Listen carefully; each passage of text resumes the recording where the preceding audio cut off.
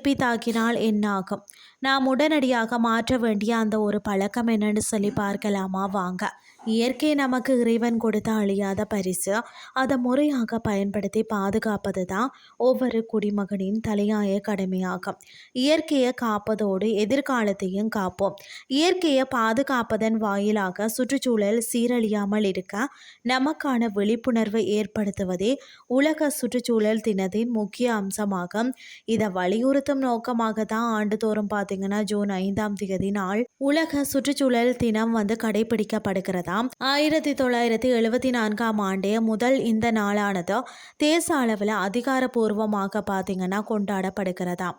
2026ஆம் ஆண்டின் கருப்பொருள், அதாவது இயற்கையால் ஈர்க்கப்பட்ட காலநிலைக்காக, அதோடு நமது எதிர்காலத்திற்காக, மனித குலத்தின் எதிர்காலத்தை பாதுகாக்க இயற்கையோடு இணைவோம். சுற்றுச்சூழல் பாதிப்புகளும் அதன் தாக்கங்களையும் பற்றி பார்த்தீங்கன்னா இன்று அசுர வேகத்தில் வளர்ந்து வரக்கூடிய விஞ்ஞான உலகத்தில் பருவநிலை, காலநிலை, இயற்கை மாற்றம் இவைகளால் புவி வெப்பமயமாகுதல் தீவிர தாக்கத்தை ஏற்படுத்தி வருகிறது.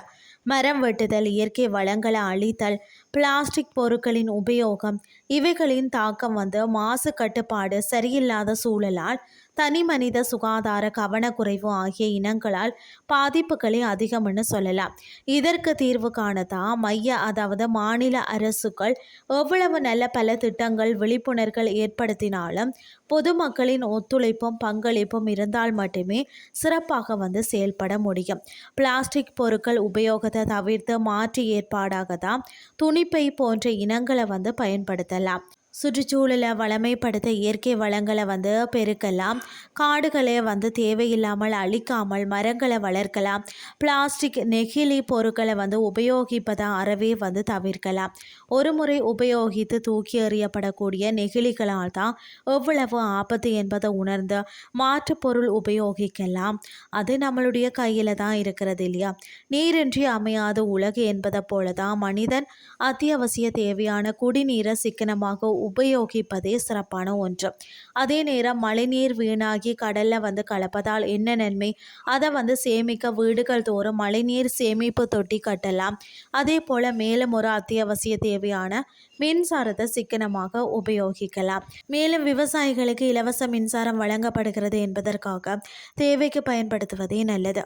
எரிபொருள் சிக்கனம் கடைபிடிக்கலாம். இப்படி நமது கையில் சுற்றுச்சூழலை மேம்படுத்தும் விஷயங்கள் நிறையவே இருக்கிறதா. அவற்றை சமுதாய பொறுப்போடு நம்ம கடைபிடிப்பதே நமது கடமையாகும்.